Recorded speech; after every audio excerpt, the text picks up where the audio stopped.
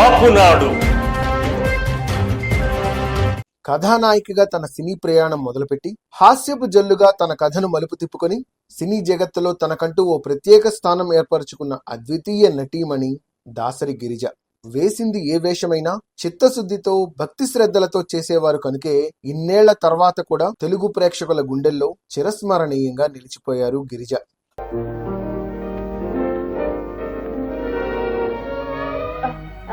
నా రామచిలకి ఇలా వచ్చిందా?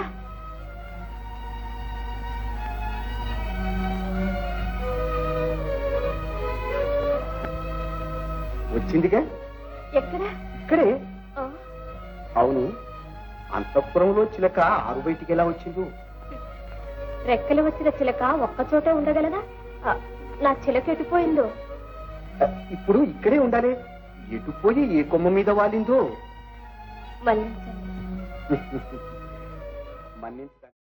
గిరిజ 1938 మార్చి 3వ తేదీన కృష్ణా జిల్లా కంకిపాడులో జన్మించారు.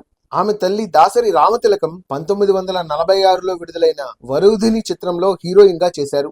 ఆ వరూధిని చిత్రం ద్వారానే మన విశ్వవిఖ్యాత నవరస నట సార్వభౌమ ఎస్వి రంగారావు తెరంగేట్రం చేశారు.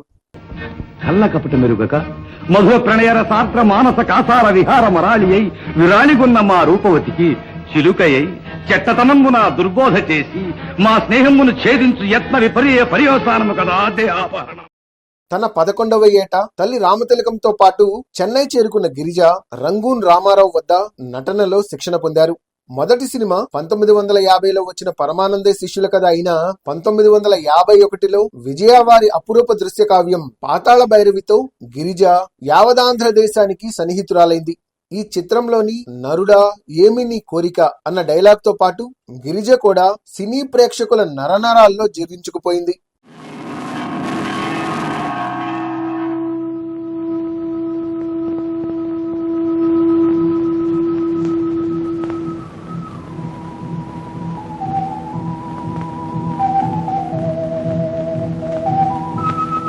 నరుడా, ధైర్యే సాహసే లక్ష్మి.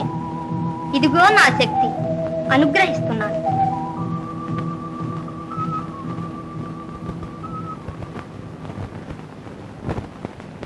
ఇది నా ప్రతిమ. నన్ను ధ్యానించి ఈ ప్రతిమను నొస్త సోకిన వారికి నేను ప్రత్యక్షమై అభీష్టము నెరవేరుస్తాను. నేటి సినిమాల్లో హాస్యం అనేది అతిహాస్యం, ఆ పరిధి కూడా దాటి అపహాస్యం పాలవుతోంది. కానీ అలనాటి క్లాసిక్స్ లో దాన్ని కల్తీ కానీయకుండా తన పాత్రతను నిలబెట్టుకున్న అద్వితీయ కళాకారిణి దాసరి గిరిజ. తెలుగుతనాన్ని, సంప్రదాయాన్ని తన తోబుట్టువులుగా చేసుకుని ఎదిగిన తమిళ ప్రేక్షకులు కూడా గిరిజను తమ సొంత బిడ్డగా ఆదరించారు. 1954లో గిరిజ నటించిన మనోహర చిత్రం ఇటు తెలుగు ప్రేక్షకులను అటు తమిళ తంబీలను కూడా అలరించడంతో దాన్ని హిందీలో కూడా విడుదల చేశారు నిర్మాతలు. ఆ విధంగా ఉత్తరాది ప్రేక్షకులకు పరిచయమైంది గిరిజ.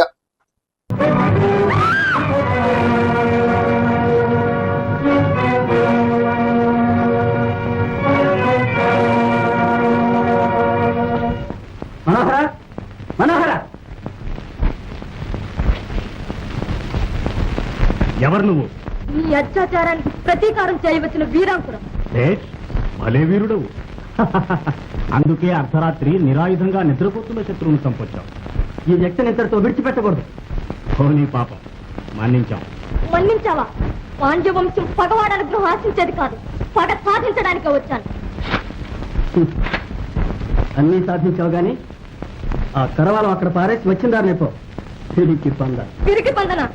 ఇదిగో నీలో పౌరుషం ఉంటే.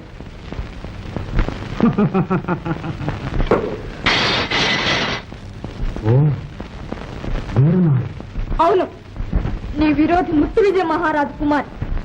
రాజకుమారి విజయ విచిత్రంగా ఉంది ఈ వేషం. రమణీయమైన ఈ చేతిలో కరవాలం ఉంది. రాణివాసంలో ఉండవలసిన రమణి రణరంగానికి. రాజప్రియ, రాజకుమార్తెను తగిన రక్షణలో ఉంచు. నిజంగా నువ్వు వీరుడివైతే యుద్ధంలో నన్ను జయించు. నీ కళ్ళే సమ్మోహనాస్త్రాలు. చాలా అధిక ప్రసంగం. మా కరవాలం వైరి వీరుల కంఠాలనే కాని కసుగాయలు నరికేది కాదు. మాటలు సాలించి ముందు కత్తి. నీ న్యాయం ఇప్పుడే తేలిపోతుంది.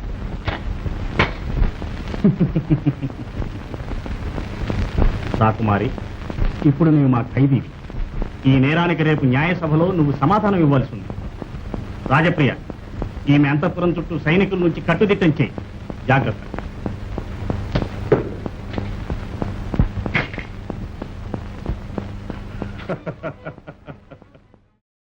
అయితే అప్పటికే అగ్ర కథానాయికగా వెలుగొందుతున్న అంజలీదేవితో పాటు తర్వాతి కాలంలో వచ్చిన సావిత్రి, జమున, కృష్ణకుమారి వంటి నటీమణుల అందచందాలకు తను సరితూగనని భావించిన గిరిజ ఉపకథానాయిక పాత్రలు, హాస్య పాత్రల వైపు మొగ్గు చూపడం మొదలుపెట్టింది. ఈ తరుణంలోనే రేలంగిరిజగా నూతన వరవడికి శ్రీకారం చుట్టింది. గిరిజ, రేలంగిల జోడి బాక్సాఫీసు వద్ద కాసుల వర్షం కురిపించడంతో అప్పటి వరకు కేవలం నాయికా నాయకుల మధ్య మాత్రమే ఉండే పాటలు గిరిజ, రేలంగిల మధ్య కూడా ఒక పాట పెడితే ఆ సినిమా సూపర్ డూపర్ హిట్ అన్న నానుడి సినీ పరిశ్రమలో మారుమ్రోగిపోయింది. ఇంగ్లీషులో మ్యారేజీ, హిందీలో అర్థము షాది. ఇంగ్లీషులో మ్యారేజీ, హిందీలో అర్థము షాది. ఏ భాషలో ఏ వన్నను మన తెలుగులోన పెళ్లి. అలా సూపర్ హిట్ అయిన పాటల్లో అప్పు చేసి పప్పుకూడు చిత్రంలోని కాశీకి పోయాను రామాహరే, రాముడు భీముడు చిత్రంలోని సరదా సరదా సిగరెట్టు, ఆరాధన చిత్రంలోని ఓహోహో మావయ్య ఇదేమయ్యా పాటలు ఆనాటి సగటు ప్రేక్షకులతో పాటు బాల్కనీ ప్రేక్షకుల్ని కూడా ఆకట్టుకున్నాయంటే అది అభినయం, హాస్యం సమపాళ్లలో ఉండటమే. మరో విషయం, ఒక సినిమాలో హాస్య జంటకు ఒక పాట ఉండడమే గొప్ప విషయమైతే 1962లో వచ్చిన ఆరాధన సినిమాలో గిరిజ, రేలంగిలకు 2 పాటలు ఉన్నాయంటే వాళ్లకు ఆనాడు ఎంతటి ప్రజాదరణ ఉండేదో మనం ఊహించుకోవచ్చు.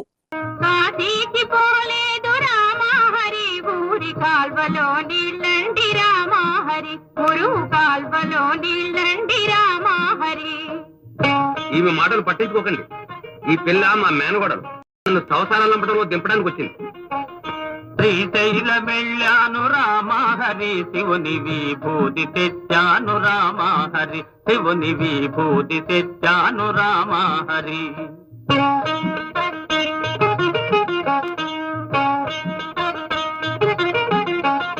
శ్రీశైలం పోలేదు రామహరి, శివుని విభూతి తేలేదు రామహరి, ఇది కాష్టంలో బూడిదా రామహరి.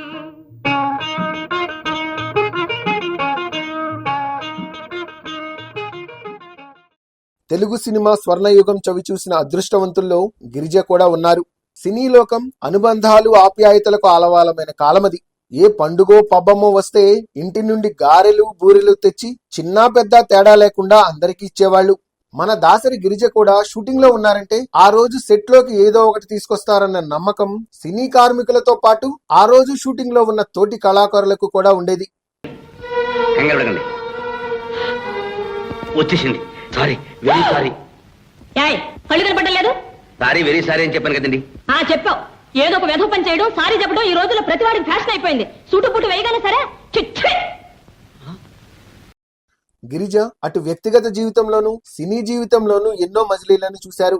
12 ఏళ్ల వయసు నుండే ఏ పాత్రనైనా సునాయాసంగా నటించే సమర్థత ఉన్న గిరిజ అక్కినేని నాగేశ్వరరావు, హరనాథ్, ఎన్టీఆర్, రేలంగి, రమణమూర్తి, జగ్గయ్య, చలం, శివాజీ గణేశన్ వంటి దిగ్గజ నటులతో నటించిన గిరిజకు 1960 తర్వాతి కాలంలో సినీ పరిశ్రమలో అడుగుపెట్టిన గీతాంజలి, మీనాకుమారి వంటి కొత్త తరం తారలతో పోటీ పెరిగింది. 1967లో సి సన్యాసిరాజును వివాహమాడి సినీ జీవితం నుండి గృహస్థాశ్రమానికి మారింది. వారికి ఒక పాప. మలయాళంలో కాళీశ్వరి దేవిగా, తర్వాతి కాలంలో సలీమాగా పేరు మార్చుకున్న గిరిజ కూతురు అసలు పేరు శ్రీగంగ.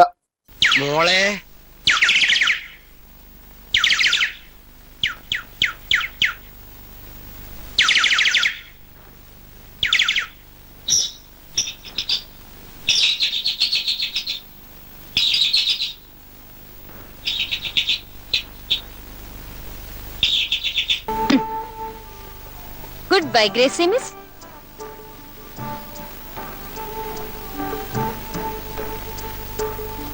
నమస్కారం and goodbye, Miss Elizabeth Ebenezer. ఈమె ఎന്നെ കുറെ ദ്രോഹിച്ചിട്ടുണ്ടോ? ఆర్థికంగా ఎదగడంతో పాటు అశేష అభిమానుల్ని సంపాదించుకున్న దాసరి గిరిజ జీవితంలోకి ఎప్పుడైతే సిఎస్ రాజుగా పరిశ్రమకు పరిచయం ఉన్న సన్యాసిరాజు ప్రవేశించాడో అప్పటి నుండి ఆమె ఆర్థిక, సినీ జీవితాలు తిరోగమనం పాలయ్యాయని చెప్పక తప్పదు. భర్తను నమ్మి అతని చేతుల్లో తన యావదాస్తిని పెట్టింది. సిఎస్ రాజు తన అనుభవ శూన్యతతో తీసిన చిత్రాలు నష్టాల్ని అప్పుల్ని మిగిల్చాయి. బాధ్యతారాహిత్యం దాటవేతకు అలవాటు పడిన సిఎస్ రాజు కష్టాలు అప్పుల్ని గిరిజకు మిగిల్చి అంతర్ధానమయ్యాడు. చెన్నై పొయస్ గార్డెన్ లో రాజభవనం లాంటి ఇల్లు, 3 ఖరీదైన కార్లు, అశేష ప్రజాదరణతో అపర లక్ష్మీదేవిగా కళకళలాడిన గిరిజ భర్త చేసిన అప్పుల్ని తీర్చడానికి ఇంటిని వదులుకుంది. గిరిజ తన తల్లిని, కూతురు శ్రీగంగను తీసుకొని చూళైకూడులో చిన్న అద్దె ఇంటికి తన నివాసాన్ని మార్చుకుంది. అప్పట్నుంచి తన చుట్టూ ఉన్న పరిస్థితులు కూడా మారిపోయాయి. అడిగిన వాళ్లకు కాదనకుండా దానం చేసిన గిరిజ చేయి చాచి బ్రతకాల్సిన దుస్థితిని కూడా చూడాల్సి వచ్చింది. అప్పటి వరకు హాస్య జంటగా అలరారిన గిరిజ రేలంగిల స్థానంలోకి పద్మనాభం, గీతాంజలి ప్రవేశించారు. తర్వాతి కాలంలో రాజబాబు, రమాప్రభల ఒరవడితో గిరిజ రేలంగిలను ప్రేక్షకులు మర్చిపోయారు. ఇక 1975లో రేలంగి కన్నుమూశాక గిరిజను అసలు తలుచుకున్న వారే కరువయ్యారు. గడవని గడ్డు రోజులు ఆమెను నిరుపేదను చేశాయి. తన కష్టసుఖాల్లో అండగా నిలిచిన తల్లి అసూలు బాయడంతో మరీ చిన్న చిన్న వేషాలు కూడా వేసింది. 1980 కాలంలో అల్లుళ్ళొస్తున్నారు వంటి చిన్నా చితకా చిత్రాల్లో అడపాదడపా కనిపించిన గిరిజకు ఆ తర్వాతి కాలంలో అలాంటి వేషాలు కూడా కరువయ్యాయి. నిర్మల గారు, విజయ్ గారు, మీరిద్దరూ కలిసి రాసిన లేటెస్ట్ బుక్ భర్తను గుప్పెట్లో పెట్టుకోవడం ఎలా అనేది చదివానండి. చాలా బాగుంది. మీరిద్దరూ కలిసి రచన చేయాలని అసలు ఎందుకు అనుకున్నారు? దేశంలో స్త్రీల స్వాతంత్రం కోసం, ఈక్వల్ రైట్స్ కోసం విజయ నేను ఇద్దరం కలిసి పోరాడాలనుకున్నాం. ఈ పోరాటానికి దారి ఏమిటా అని ఇద్దరం కలిసి తెగ ఆలోచించాం. ఆలోచించి కలం పట్టాం. ముందొకటి రాసి చూసాం, అదంతా బాగుందన్నారు. దాంతో మాకు పూనకం వచ్చేసి వారానికి ఒకటి చొప్పున రాసి పారేస్తున్నాం. నమస్కారం అండి. నమస్కారం. ఏమిటమ్మా, ఏమిటి మీ ఇంట్లో విశేషాలు? మీ ఆయన నువ్వు ఎలా ఉంటున్నారు? ఏమిటి కథ? No no no, she's asking about your bedroom affair. అంటే పడగదిలో ఎలా ఉంటారు అని. అయ్యో, పెద్ద పెద్ద హీరోయిన్లకు ధీటుగా ఎంతో దర్జాగా బతికిన గిరిజ సినిమాల్లో నూతన వరవడి మొదలవ్వగానే ఆమె ప్రాభవంతో పాటు వైభవం కూడా మెల్లిమెల్లిగా తగ్గిపోయింది. చివరికి కనీస అవసరాలకు కూడా తడుముకోవాల్సిన పరిస్థితి. అయితే జీవితంలో సుఖాల్ని ఎంత హాయిగా స్వీకరించారో కష్టాల్ని కూడా అంతే హుందాగా అనుభవించారు గిరిజ. ఏనాడు తన బీదరికాన్ని బయటికి కనిపించనీయలేదు. చివరికి అజ్ఞాతవాసిగా అందరికీ దూరంగా బ్రతుకుబండిని నెట్టుకొచ్చిన గిరిజ 1995 సెప్టెంబర్ 5వ తేదీన నవ్వులన్నీ మనకు పంచి కన్నీళ్లను, కష్టాలను తనతో పట్టుకుపోయారు.